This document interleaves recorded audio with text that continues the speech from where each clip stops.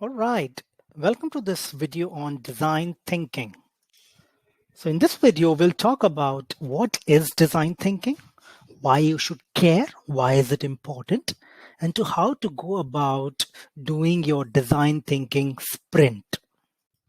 Okay, let's look at what is design thinking. And there's lots of stuff available, but let's try and keep it simple. Let's break this down. So what is design thinking? Break it down to design and thinking. So design is really just not what stuff looks like or how it feels, but design is really how it works. Take an example of your iPhone. It's not about magnificent form factor or spectacular looks. iPhone is all about how it brings together all the apps, all the hardware to actually give you a flawless performance. So it's all about how it works. Thinking. Thinking is not just building a product, but really thinking about how to solve problems, how to design a solution. Now, combine these two. So, design thinking is a journey of solving your customers' problems. It could be by creating an app like a Zomato, it could be by building a magnificent iPhone. It could also be by improving the quality of service. So how about when you go into your nearest Airtel showroom, how can you improve the overall quality of service? So design thinking, it's just not about products, it's about services, it's about creating apps, it's about anything and everything. Design thinking has also been used for improving educational outcomes in many schools. So it's a vast topic and a very interesting journey. Two things that are very important about design thinking. One, it's hands on. So you look at different aspects of the problem, you follow an iterative process and keep improving all the time.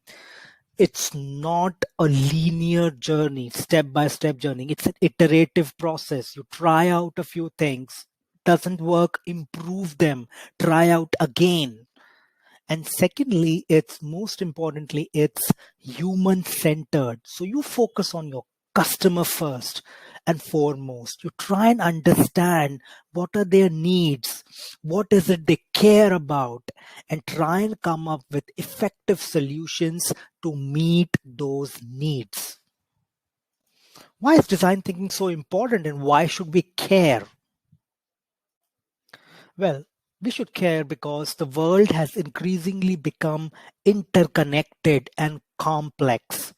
So, in this complex world, integrative thinking is the key.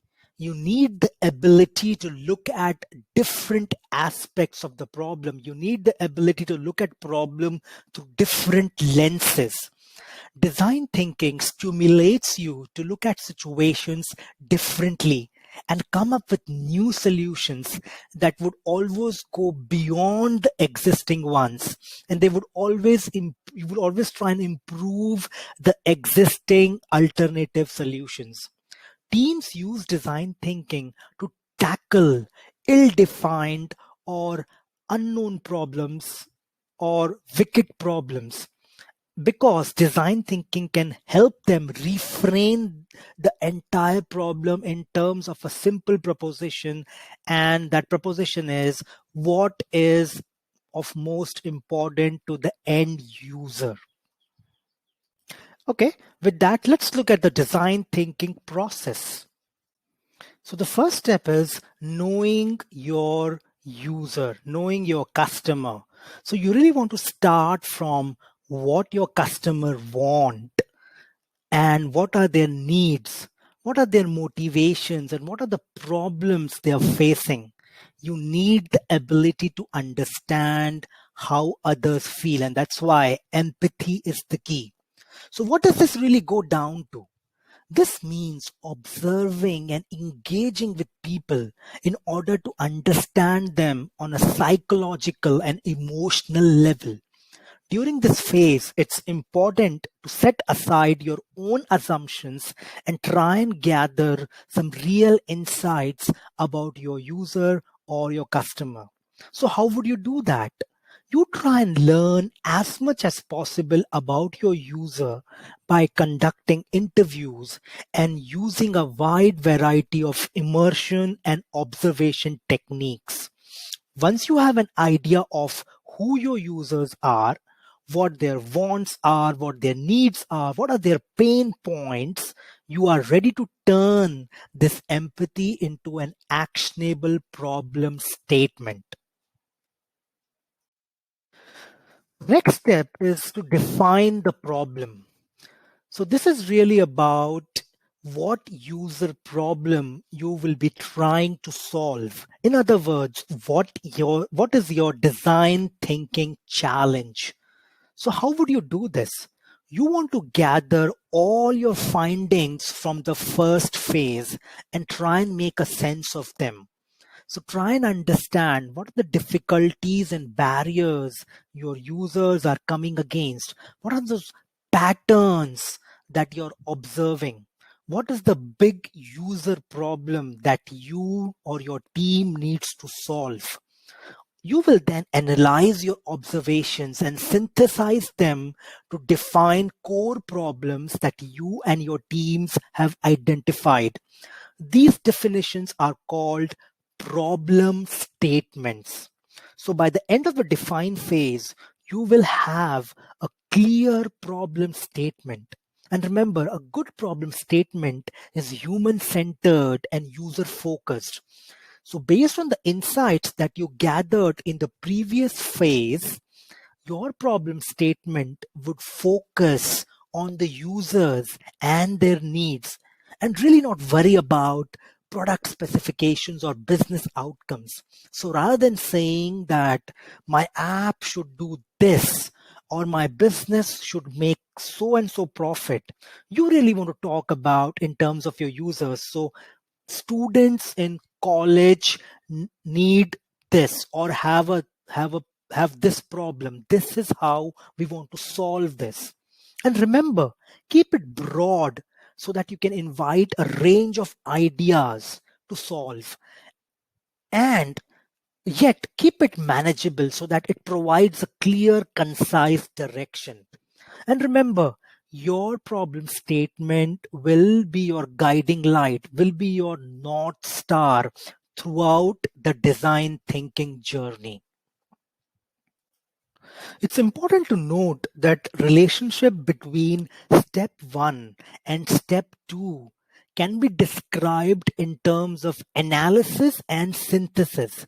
So in step 1, we use analysis to break down everything that we're observing into smaller and more manageable. So anything we are observing about discovering about your user, you try and break that down into smaller, more manageable components.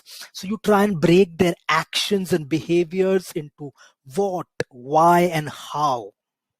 And in the defined stage, which is your second stage, you try and piece all these components back together. You try and synthesize all your findings to create a detailed overall picture.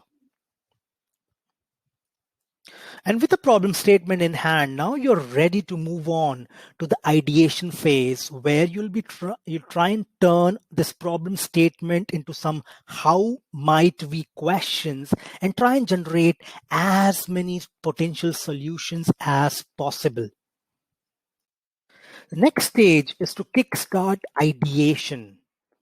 Now, with a solid understanding of your users and a clear problem statement in mind, it's really time to now get creative and start working and start brainstorming on some interesting potential solutions.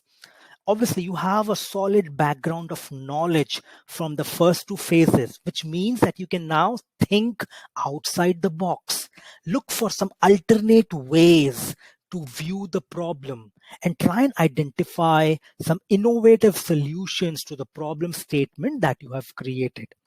You will hold a lot of ideation sessions in order to come up with as many new angles and ideas as possible.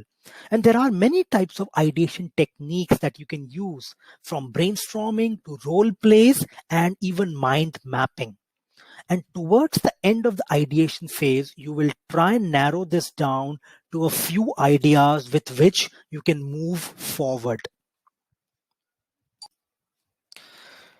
The next step is prototyping. This is all about experimentation and turning ideas into some tangible products.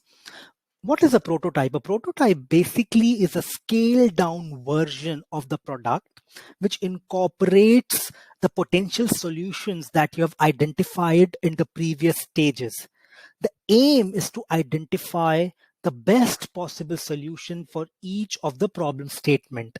So how do you do this? What you could do is you could actually try and build some inexpensive scaled down versions of the product, or even some specific features of your proposed products to investigate the ideas that you have generated.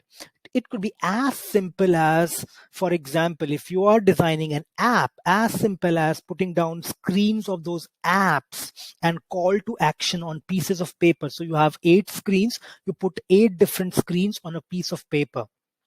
And then you try and make sure that you evaluate if this is working, if there's anything you can improve in this. This is an important step because you're trying to put each and every solution to a test and trying to highlight if there are constraints and flaws. And throughout this prototyping stage, the proposed solutions may be accepted, they may be improved, they may even be redesigned or rejected, depending on how they are faring, what's the feedback that you're getting for them.